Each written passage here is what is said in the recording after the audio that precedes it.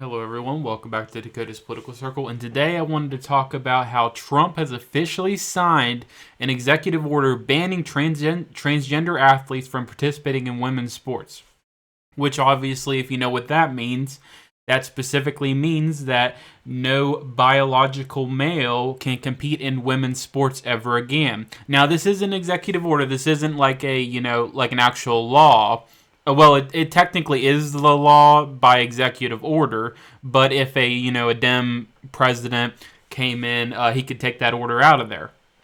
But temporarily, as long as Trump is president, this executive order will be put into law, which is very, very awesome to see. Now, hopefully, within Trump's tenure, this will actually become law.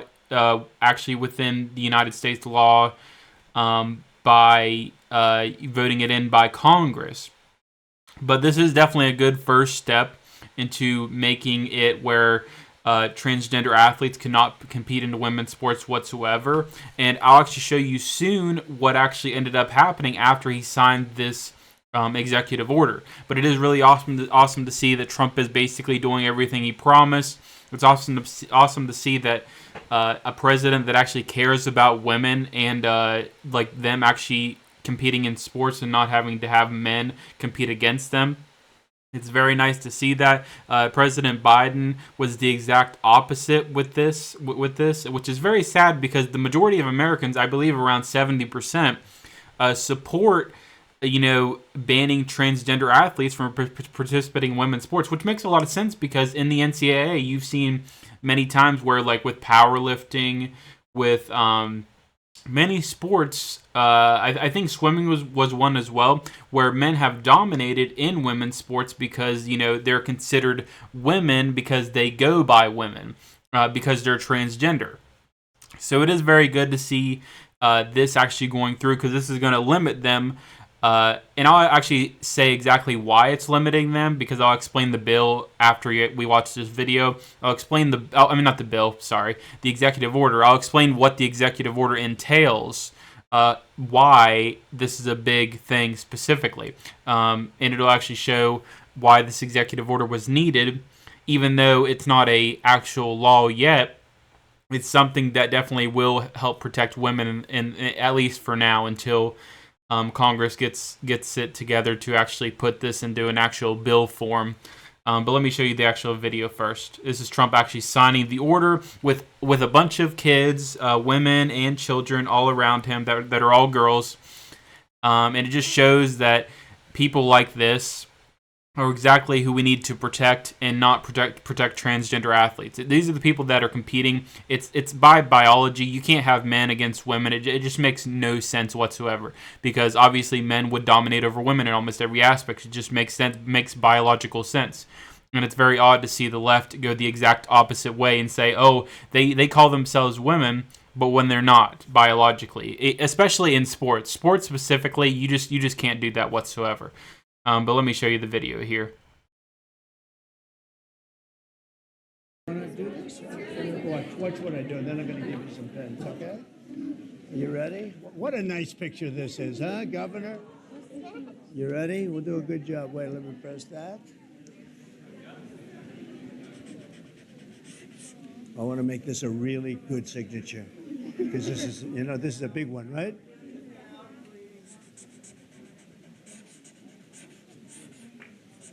Oh, I think we have a 10. We have a 10. God bless you, Mr. President.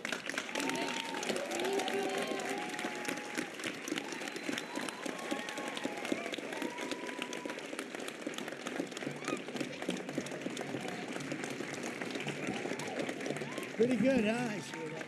Okay? Good. Now you're going to go out and win those events, right? Want to do this? Watch what I do.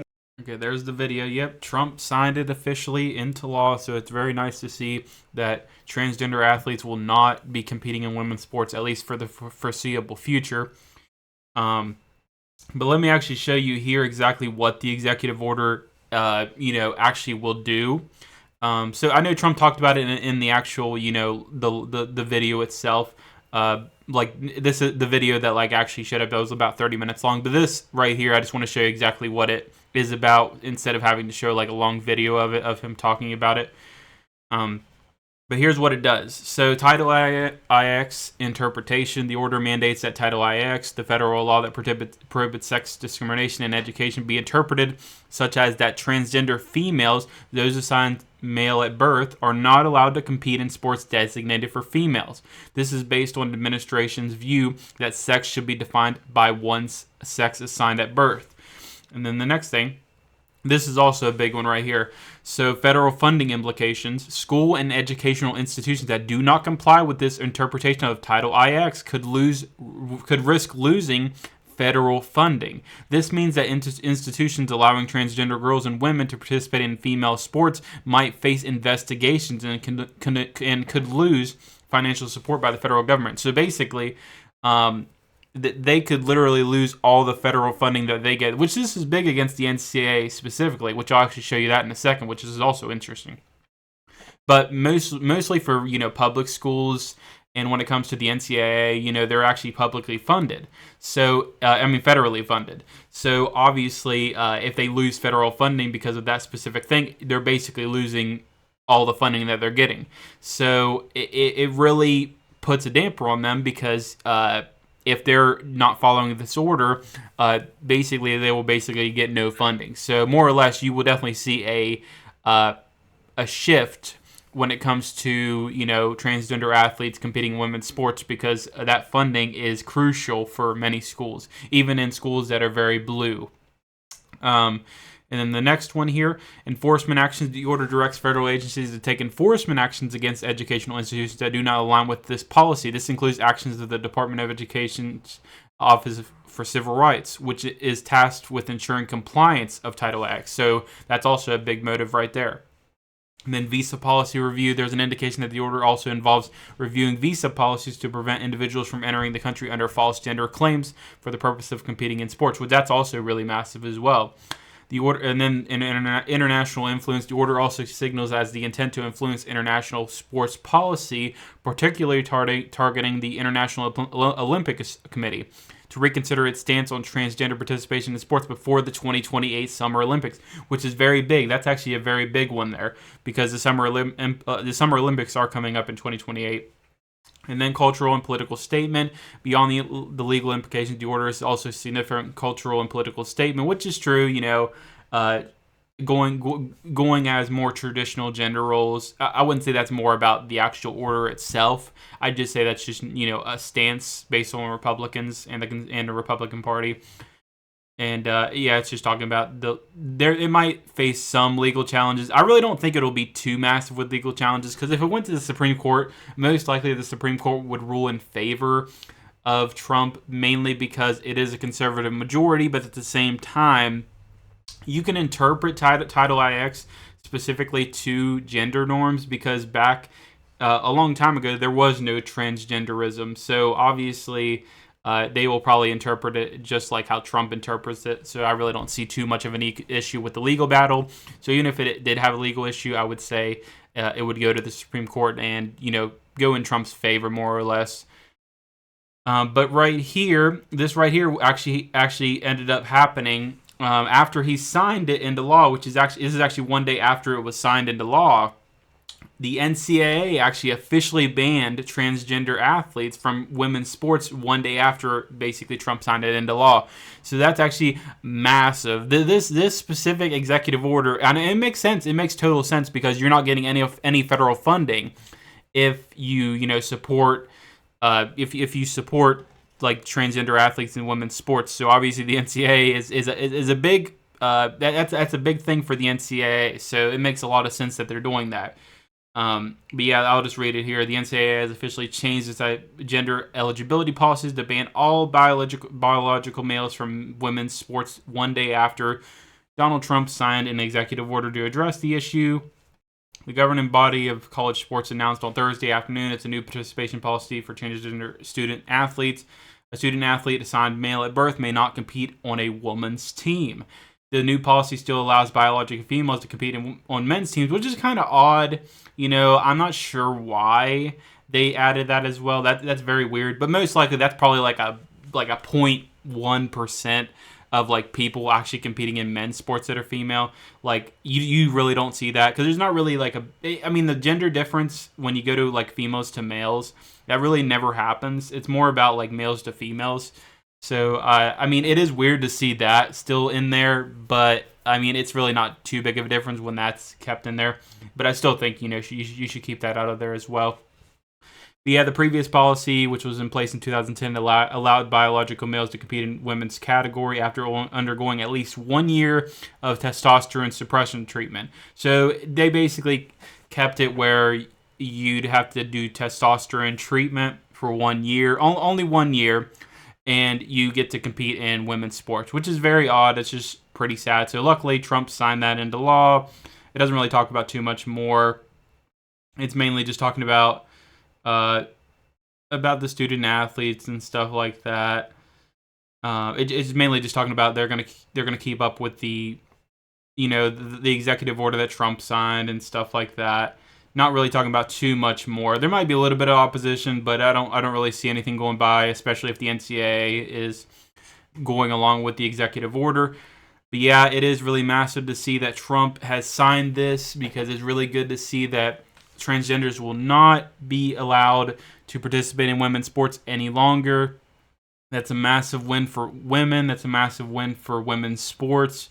No matter what, there will not be another transgender. As long as Trump is in office and Republicans are in office, there will not be another transgender athlete allowed in women's sports, unless obviously there's a bill that goes through Congress, which hopefully happens as well. Hopefully that eventually happens. This is a good stopgate until Congress actually approves like a bill for that. And when that happens, it'll permanently be put into law. So that's one thing we need to look at as well. But that is what happened today. It's really, like a couple days ago. It's really nice to see that. I'm really happy to know that this has gone through. It's something that Trump campaigned on. It's something that many Republicans have been waiting to do. So it's really nice to see that it's actually been put into law, and I'm very happy to see it. But that's what I wanted to talk about today. There is one more thing I wanted to show. It's just something that came up a couple hours ago. It might have been like an hour ago or so. Yeah, like a couple hours ago. So I want to talk about this. So John Fetterman, which this actually really annoyed me, but John Fetterman announced that he will vote against Robert F. Kennedy Jr. for HHS and Tulsi Gabbard for DNI. So this actually made me really upset, because I thought John Fetterman was trying to be more like a moderate, which makes sense, but I wasn't too lenient on him, thinking he's pushing to be like a Joe Manchin, I guess you could say. But it is pretty annoying, because he started supporting Trump's picks, and I was like, well, there's going to be one pick that is significant that he's going to pick if he wants to be put out as a moderate.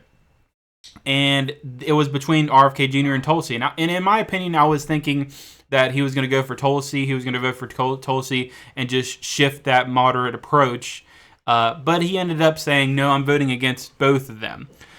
Which honestly, I could see why he'd say RFK Jr. The main reason being is because a lot of Dems don't support RFK Jr. But when it comes to Tulsi Gabbard, she has Democrat values. At least she did. And I really don't understand the opposition to her. A lot of people say she's a Russian asset, and it's just insane. And when it comes to John Fetterman, I was honestly thinking that he would, at the very least, think about voting for Tulsi. But instead, he just wants to say that he's against both of them, and he has shown that he is not a moderate. He's definitely not looking at moderate appeal. I think he's just trying to push a stunt where Pennsylvania voters will vote for him when he's up for re-election. And honestly, at this point, after he just said that he's not voting for Tulsi or RFK Jr., I honestly think that we should just be voting him out when his re-election campaign is up. When his re-election is up, because it looks like he's not really going to be a moderate whatsoever. He's not really going to help Republicans. He's more or less looking at trying to get the Pennsylvania voters to see him as a moderate, but he's really not. Think about Joe Manchin, for example. Even though Joe Manchin was more of a moderate, I would say when it came to election time, Joe Manchin he would usually always shift to the Republican viewpoints when it came to election time, and that's kind of how I feel like John Fetterman's going to do. But I think it's going to be a less of an approach than how Joe Manchin was. Joe Manchin voted with his party. I believe like 60% of the time or so. I think it was 50 or 60% of the time. John Fetterman, I think, is around the 60 range right now. But I do think he's going to start voting for his party more. I think when it gets closer to re-election, he's going to start voting for more Republican things. And it's really going to help his re-election chance. But I really, really, really hope that Pennsylvania voters are smarter than that. But I do think this move by John Fetterman is really idiotic and really, just really annoying. Because I really thought that he was trying to turn a new leaf, try to be more moderate, but instead he's just basically being a shill. But anyway, I really wanted to bring this up with you guys in this video just to talk about it because it just came up a couple hours ago and it really just baffled me, especially the Tulsi portion. That really baffled me a lot. But honestly, I don't really know if any Democrat will vote for Tulsi then, unless maybe Bernie Sanders. If Bernie Sanders has any appeal to Tulsi left, I'd say Bernie Sanders is probably the only one left that I'd say that will get a vote by Tulsi. But anyone else, I would say no. I'd say only the Republicans will be voting for Tulsi. And honestly, I think it'll be a unity split. But we'll see how that works out. But anyway, guys, I wanted to talk to you guys about this today. I want to talk about the Trump obviously signing an executive order banning transgender athletes from participating in women's sports, but also bring up the small thing about John Fetterman, just to bring it into the mix, since there's some other things to talk about as well that can't make a full video, obviously. But anyway, guys, I'm not sure when my next video will be out next. I know Trump might be. There's been rumors that Trump might be signing an executive order, like dismantling the Department of Education, which I'm hoping that's soon. It was like talked about a couple of days ago that he might be doing that. If he does end up doing it, I'll definitely make a video on it and give my opinion on it. I have mixed opinions on doing that with an executive order, but it's also kind of the same way when it comes to the transgender thing. As long as the bill gets through afterwards, or at least Congress votes on it and stuff like that, I think it's not an issue. I mean, it's a good idea. I mean, 4 years of that executive order would be massive. But I don't want to go into full detail about that in this video. We'll just wait to see if he actually does an executive order or an executive order on that or not. But anyway, guys, I do hope you guys enjoyed this video. Oh yeah, before I go, I also wanted to say one more thing. On the 12th, I will be having a presidential prediction video again. Obviously, I won't be doing them too often, but I did want to mention that because it will be coming up. But on the 12th of this month, there will be another presidential prediction with J.D. Vance. And I believe in 2 months or so, I'll have another one out. I won't be doing those too often, but I'll be doing them, sporadically. But anyway, guys, I hope you guys enjoyed this video. Thank you guys so much for watching, and I hope you guys enjoyed. And oh yeah, also before I end it, let me know in the comments how you feel about this executive order. I'm actually curious how you guys feel about it. I had a lot of people in my last video that were all Canadians, all upset, and just hating on how I interpreted Trump's tariffs, and everyone kept saying Trump got bamboozled, Trump got schooled, he didn't get exactly what he wanted, all sorts of stuff, all sorts of lies and stuff like that. But anyway, guys, if you are a supporter of the channel, please leave a comment below and I'll definitely respond to you. And if you're someone that doesn't like the content, you just want to respond anyway, I'll probably get back to you as well, because I mean, engagement's engagement after all. But anyway, guys, I hope you guys enjoyed this video. Thank you guys so much for watching, and I'll see you guys in the next one.